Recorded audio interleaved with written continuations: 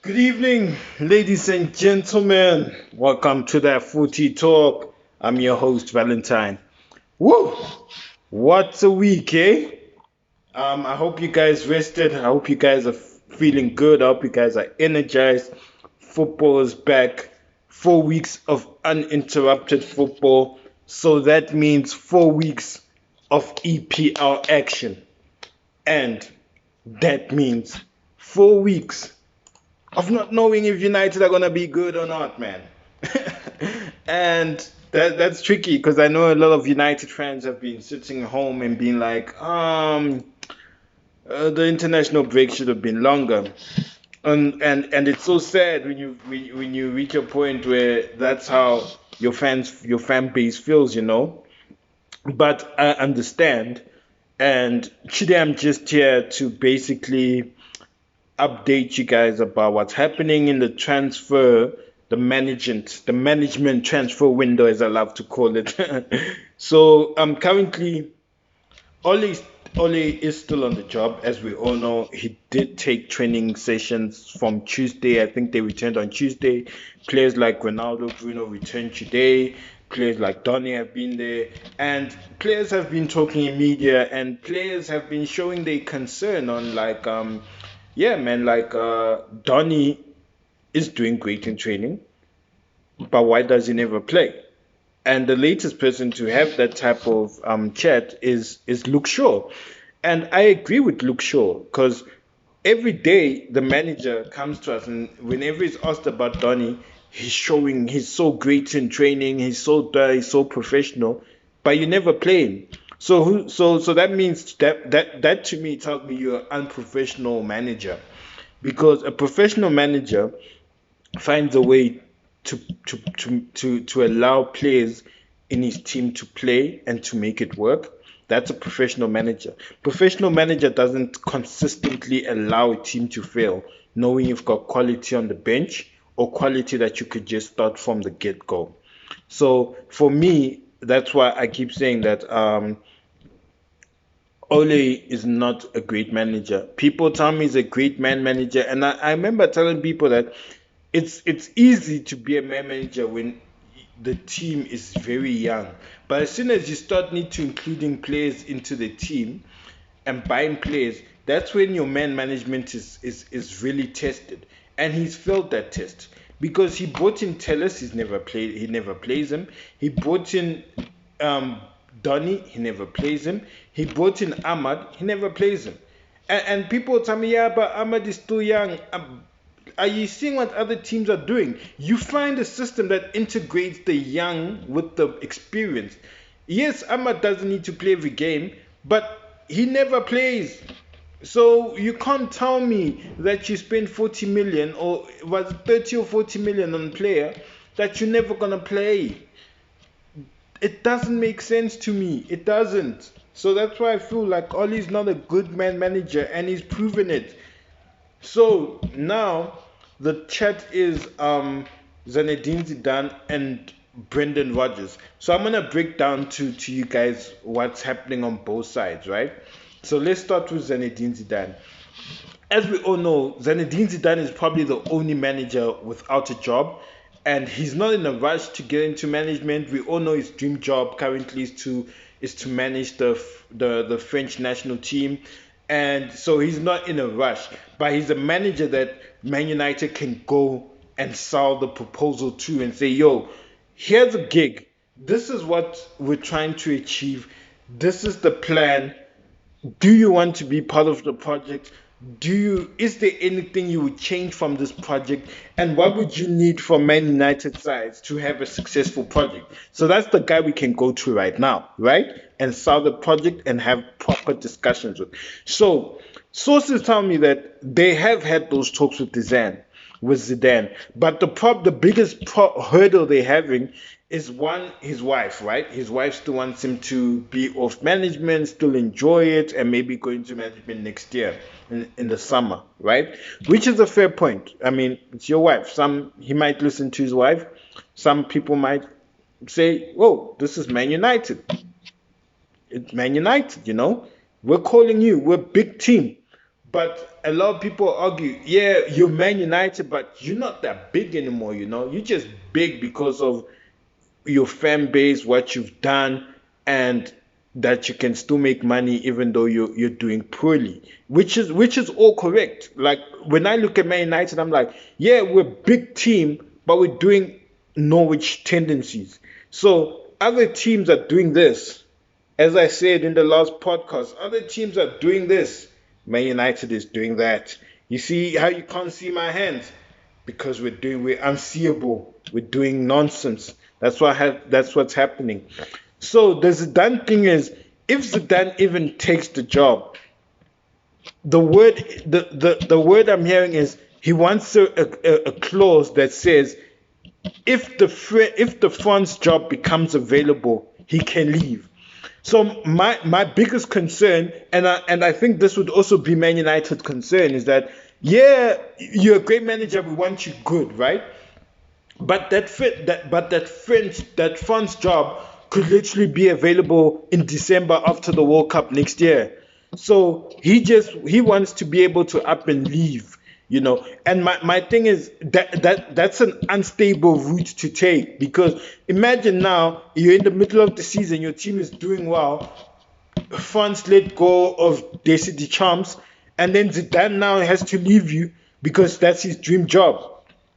So for me it's a catch 22. It's like, do you want the job or not? Because I honestly feel like Man United should be going to things and saying, here's the proposal, this is how much you're gonna pay, do you want the job or not? If someone says no, move on, because you're Man United, you shouldn't be begging. But you're begging because you're not doing things correctly. You're not running things correctly. You're not. And this is why it's tricky for other managers, even though it might be their dream job to manage Man United. It's very tricky for them to leave their teams where there's proper structures to come to a team where they're probably going to have to fight for everything they need. And that's the one problem Man United has. It's like every manager that's come and left has cried about the same thing, that when they wanted certain things done, the board didn't come to the party. And that makes the team on the ground not perform as great, because you're lacking certain tools to get the job done.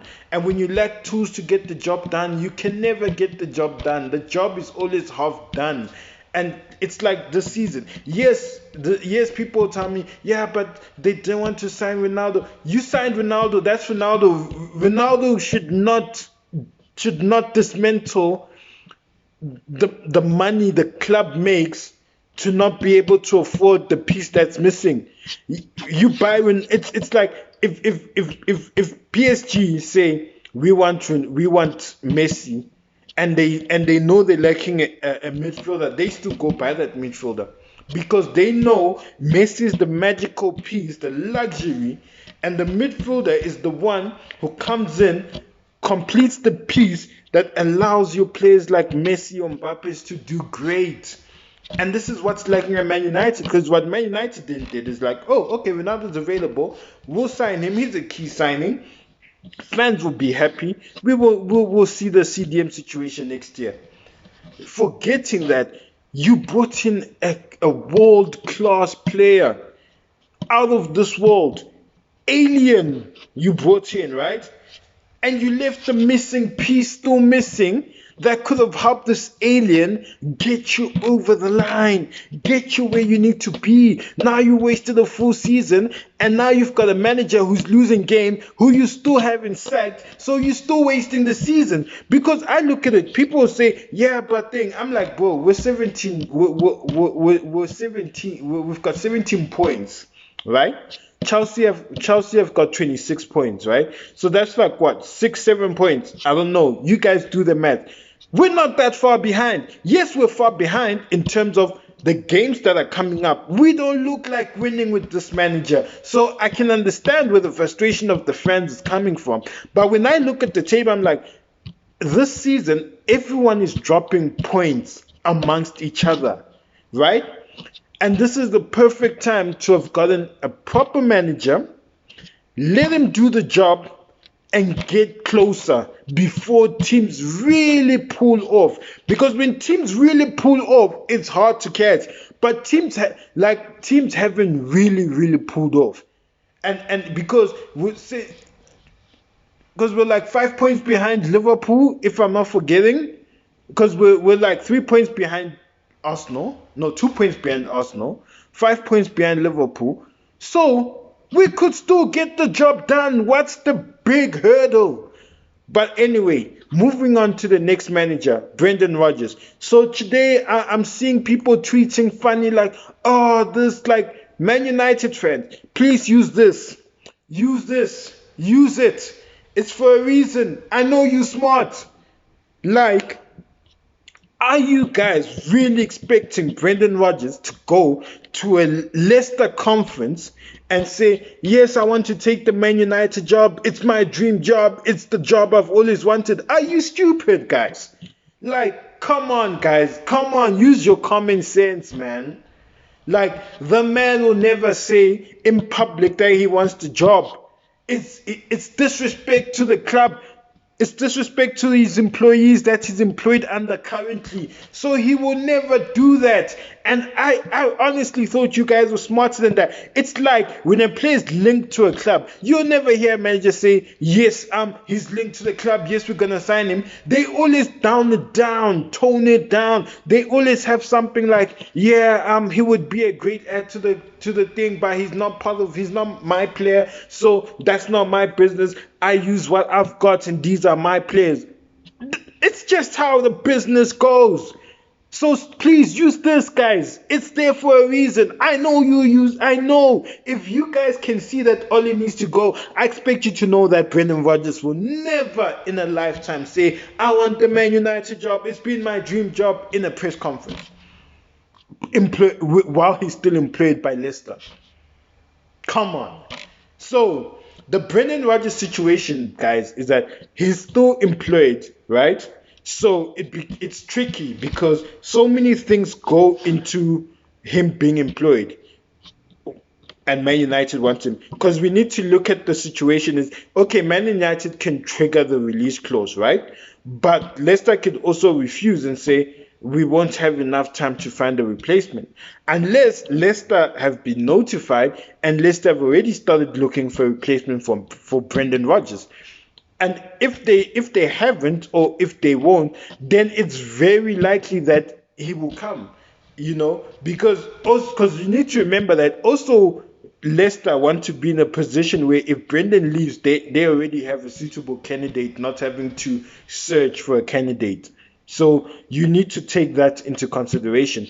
And that's why I say that that's currently the problem with the Brendan situation, that he's employed. Leicester might have to look for a replacement. Maybe they have, maybe they haven't, maybe they've been notified. But it's a situation of, would Leicester let him, are Leicester willing to let him just leave, even though he has a clause, without a suitable replacement? So it becomes tricky. So that's what's happening with Man United.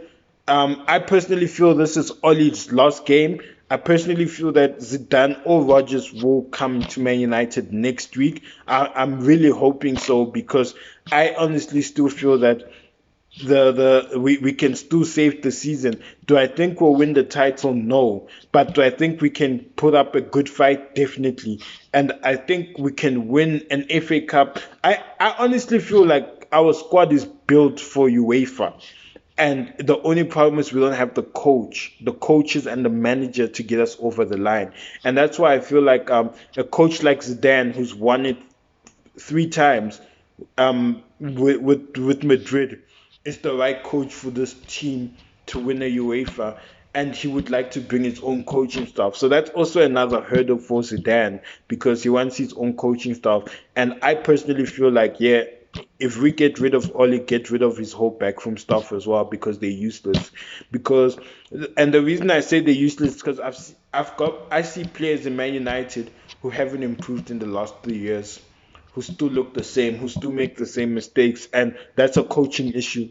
And for me personally, I would want, if you sack Oli, sack them as well. Let the new manager come with his own backroom staff. Let's improve our players and let's play great football. But guys, don't forget to like, comment, subscribe. Let me know what you guys think, what you guys feel. Take care. I love you guys. That footy talk. Cheers.